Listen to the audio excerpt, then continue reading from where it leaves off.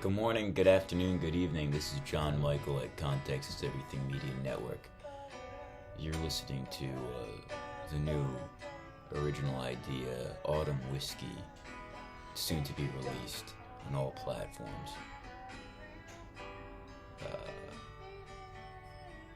I don't know what the name of my band is. Either way. Whatever, that's beside the point. A little plug there, because the Media Network is a media network with multimedia.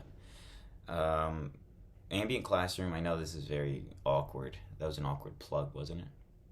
Oh, whatever, it doesn't matter. Ambient Classroom, where I'm reading this textbook. I'm reading this textbook cover to cover. I'm the founder and CEO of the Context is Everything Media Network. And the reason why I'm reading this textbook is because eventually when I start speaking out of pocket, meaning I just speak about whatever, I will have proved to the listener that I have at least tried to establish some historical context for what I'm saying by reading an entire textbook cover to cover on screen. And there's evidence of it.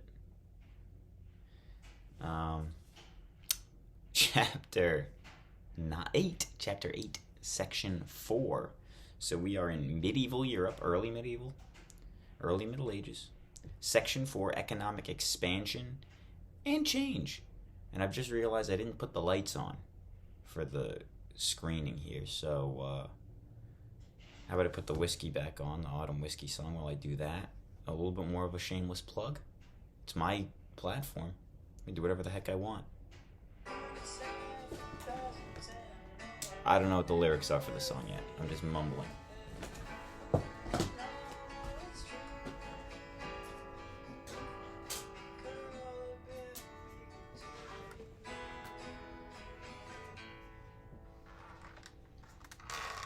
Perfect. Excellent. That worked excellently well. Perfect timing. And we're back. Medieval, economic expansion, and change. Early medieval, early Middle Age. Setting the scene. The castle of Count William of Flanders was a bustling place.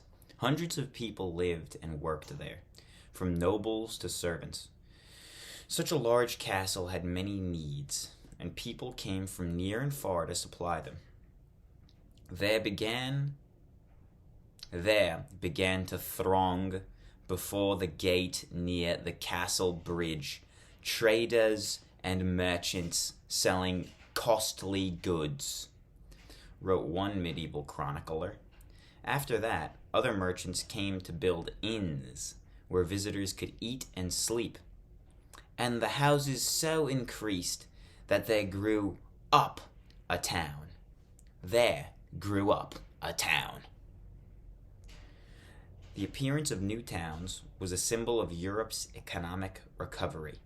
This revival, which lasted from about 1000 to 1300, is called the High Middle Ages. Heading: An agricultural revolution. By 1000, Europe's economic recovery was well underway.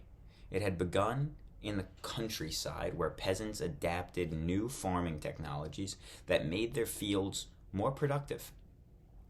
There, the result was an agricultural revolution that transformed Europe. New technologies. Subheading under agricultural revolution. By the 800s, peasants were using new iron plows that carved deep into the heavy soil of northern Europe. These plows were a big improvement over old wooden plows, which had been designed for the light soil of the Mediterranean region.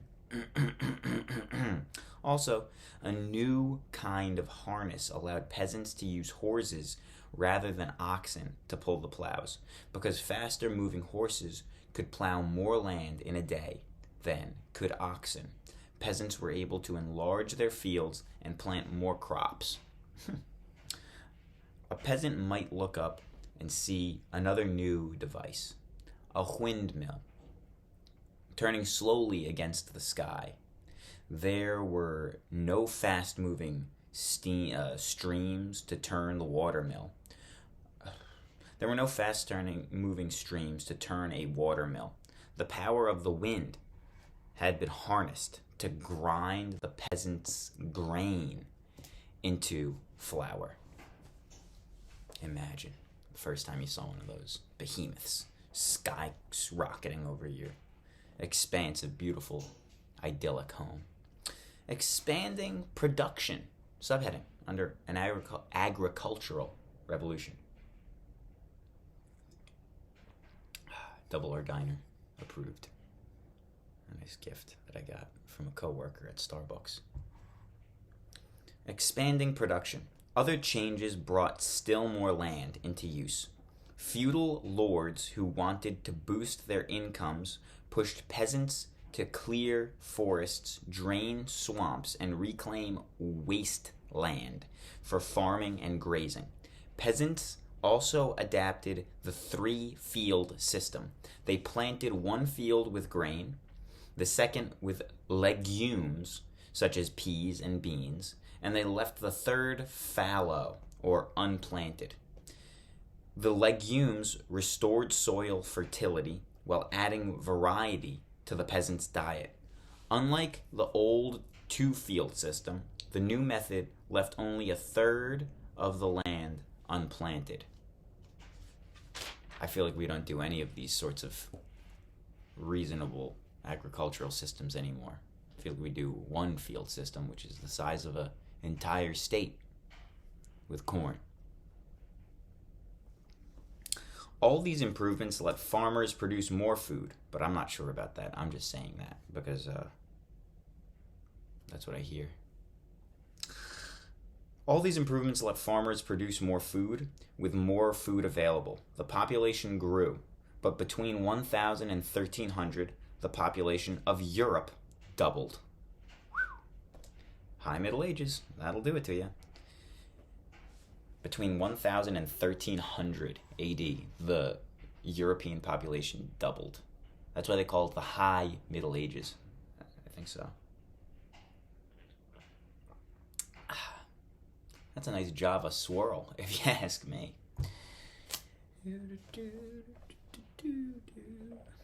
Trade revives. Trade revives.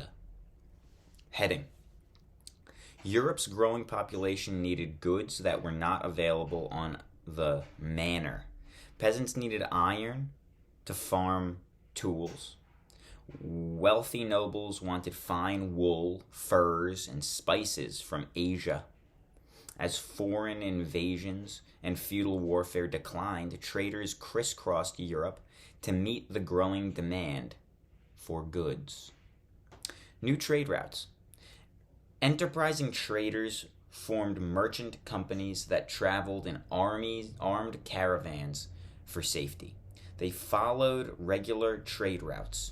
Along these routes, merchants exchanged local goods for those from remote markets in the Middle East and further east into Asia. In Constantinople, merchants bought Chinese silks, Byzantine gold, jewelry, and Asian spices. They shipped these goods to Venice on the Adriatic Sea. In Venice, traders loaded their wares into pack mules and headed north over the Alps and up the Rhine River to Flanders. In Flanders, the other traders bought goods and send on to England and the lands along the Baltic Sea. Northern Europeans paid for the goods with products such as honey, furs, cloth, tin, and lead.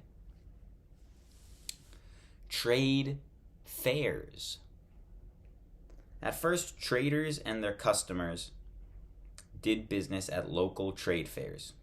These fairs took place each year near navigable rivers on where busy trade routes met. People from surrounding villages, towns, and castles flocked to the fairs. Peasants traded from farm goods to animals. As they ate and drank, they enjoyed the antics of jugglers, acrobats, and even dancing bears. Still, peasants had no money to buy fine swords, sugar, and silk. The customers of these luxuries were the feudal rulers, noble and wealthy churchmen.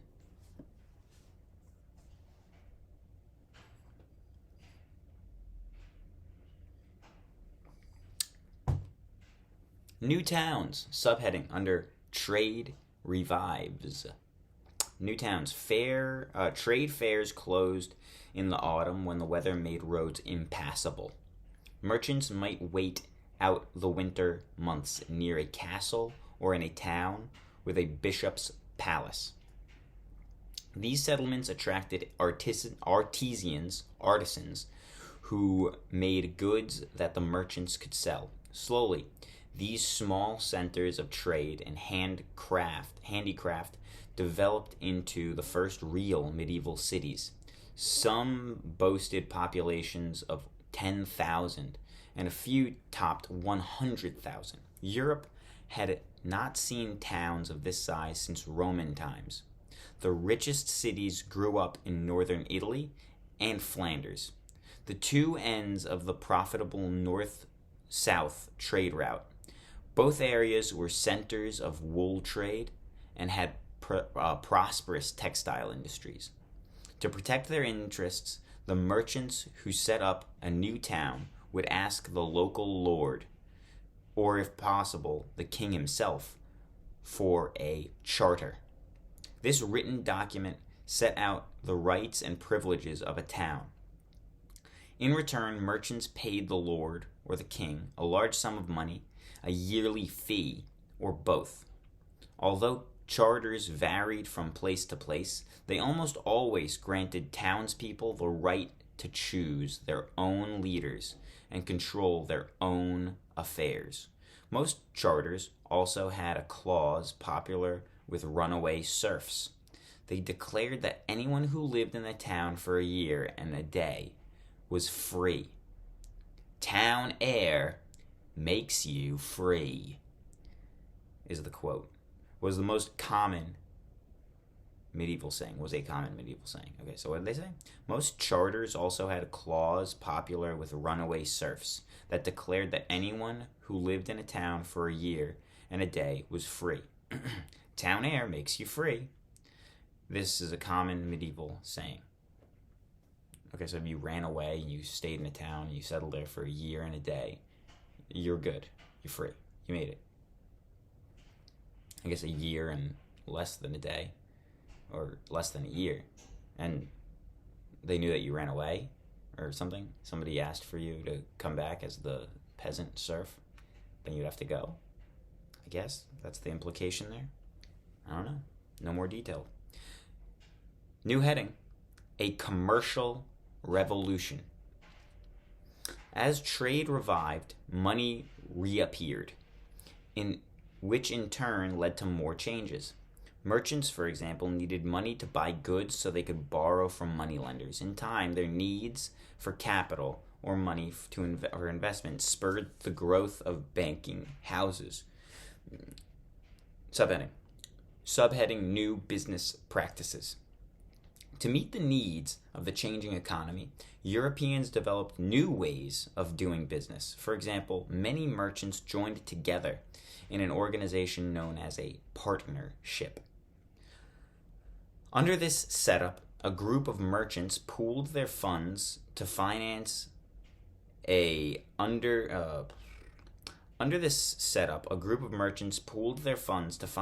large-scale venture that would have been too costly for an individual trader. This practice made capital available more easily. It also reduced the risk for any one partner in the venture because no one had to invest all his or her capital in the company. Makes sense. Merchants also developed a system of insurance to help reduce business risk. For a small fee, an underwriter could insure the merchant's shipment. If the shipment was lost or destroyed, the underwriter paid the merchant most of its value. If the goods arrived safely, the merchant lost only the insurance payment. Europeans adopted other practices from Middle Eastern merchants. Among the most important was the Bill of Exchange. A merchant deposited money with a banker in his home city. The banker issued a bill of exchange, which the merchant exchanged for cash in a distant city. A merchant could thus travel without carrying gold coins, which were easily stolen. What? A bill of exchange. A merchant deposited money with a banker in his home city. The banker issued a bill of exchange, which the merchant exchanged for cash in a distant city. A merchant could thus travel without carrying gold coins, which were easily stolen. Makes sense? It's like a bank. Bank of America in Lincoln, Nebraska. Bank of America in Honolulu, Hawaii has my money in it. Or Chase. Or Citibank. Depends. Diversify your funds, folks. Social changes. These new ways of doing business were part of commercial revolution that transformed the medieval economy. Slowly, they also reshaped medieval society.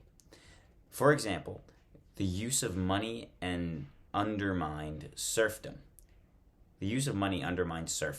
Feudal lords needed money to buy fine goods. As a result, many peasants began selling farm products to townspeople and fulfilling their obligations to their lords by paying their rent in cash rather than in labor. By 1300, most peasants in Western Europe were either tenant farmers who paid rent for their land or hired farm laborers. They were either tenant farmers or they paid rent. I think that's what it said. In towns, the old social order of nobility, nobles, clergy, peasants gradually changed. By 1000, a new class appeared that included merchants, traders, and artisans. They formed a middle class, standing between nobles and peasants. Nobles and the clergy despised the new middle class. To nobles, towns were a disruptive influence beyond their control. To the clergy, the profits that merchants and bankers made from usury, or lending money at interest, were immoral. During the Middle Ages, the church forbade Christians to lend money at interest. As a result, many Jews who were barred from other professions became moneylenders. Although moneylenders played an essential role in the growing medieval economy, the need to pay them back led to much resentment and a rise in anti-Semitism, as you have read. Role of guilds. In medieval towns, merchants and artisans formed associations known as guilds. Merchants' guilds appeared first. They dominated town life, passing laws and levying taxes. They also decided whether to spend funds to pave the streets with cobblestones, build protective walls, or raise a new town hall.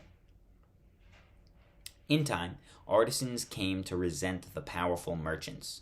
They organized craft guilds.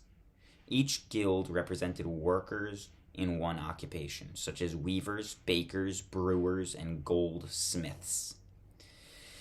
In some towns, struggles between craft guilds and the wealthier merchant guilds led to riots. Guild members cooperated to protect their own economic interests. To prevent competition, they limited membership in the guild. No one except guild members could work in any trade. Guilds made rules to protect the quality of their goods, regulate hours of labor, and set prices. Guilds also provided social services. Besides operating schools and hospitals, they looked after the needs of their members. For example, the regulations of a craft guild in the leather-making trade settled, "If by chance any of the said trade shall fall into poverty, whether through old age or because he cannot labor or work, and have nothing with which to keep himself, he shall have every week from the said box 7d for his support, if he be a man of good repute." I think they're saying that they have some sort of a community pool where they pool together money for people that are injured or old who are part of the guilds, kind of like a union. Ordinance of the White Tories, right? Tawyers, Toyers, whatever. Guilds also pledged to provide support for the widows and orphans of their members. Huh. Becoming a guild member, subheading. To become a guild member meant many years of hard work. At the age of 7 or 8, a child might become an apprentice or trainee to a guild master. The apprentice usually spent 7 years learning the trade. The guild master paid no wages, but was required to give the apprentice bed and board. Few apprentices ever became guild masters unless they were related to one. Most worked for guild members as journeymen or salaried workers. Journeymen often accused masters of keeping their wages low so they could not save enough to open a competing shop. Women in guilds. Women worked in dozens of crafts. A woman often engaged in the same trade as her father or husband and might inherit his workshop if he died. Because she knew the craft well, she kept the shop going and sometimes might become the guild master herself. Young girls became apprentices in trades ranging from ribbon making to paper making to surgery. Women dominated some trades and even had their own guilds. In Paris, they far outnumbered men in profitable silk and woolen guilds. A third of guilds in Frankfurt were composed entirely of women. New heading, Town and City Life, and we're almost there. Medieval towns and cities were surrounded by high protective walls. As the city grew, space within the walls filled and to overflowing, and newcomers had to settle in the fields outside the walls. To keep up with this constant growth, every few years the city might rebuild its walls farther and farther out. A typical medieval city was a jumble of narrow streets lined with tall houses. Upper floors hung out over the streets, making those below them dim, even in daytime. In the largest cities, a great cathedral, where a bishop presided, or a splendid guild hall might tower above humbler residences. During the day, streets echoed with the cries of hawkers selling their wares and porters grumbling under heavy loads. A wealthy merchant might pass, followed by a procession of servants. At night, the unlit streets were deserted. Even a rich town had no garbage collection or sewer system. Residents simply flung their waste into the street. Larger cities might pass laws such as one requiring butchers to dump their garbage on the edge of town. But towns remained filthy, smelly, noisy, and crowded. Looking ahead. Just about there. By 1300, Western Europe was a different place from what it had been in the early Middle Ages. Although most people had no way of knowing it, slow but momentous changes were sending shock waves through medieval life. Trade, for example, put ideas as well as money into circulation. New riches revised the social structure. In politics, too, new forces were at work. In the global sphere, The economic revival of the High Middle Ages was bringing Europeans into contact with the civilizations much more advanced than their own. From these lands to the east came products, ideas, and technologies that would spark an even greater transformation in how Europeans thought and lived. And that's the end of that chapter. I think the next chapter is going to start with an R. Good morning, good evening, good afternoon, and remember, context is everything. And I'm John Michael. Context is Everything Media Network. Thank you.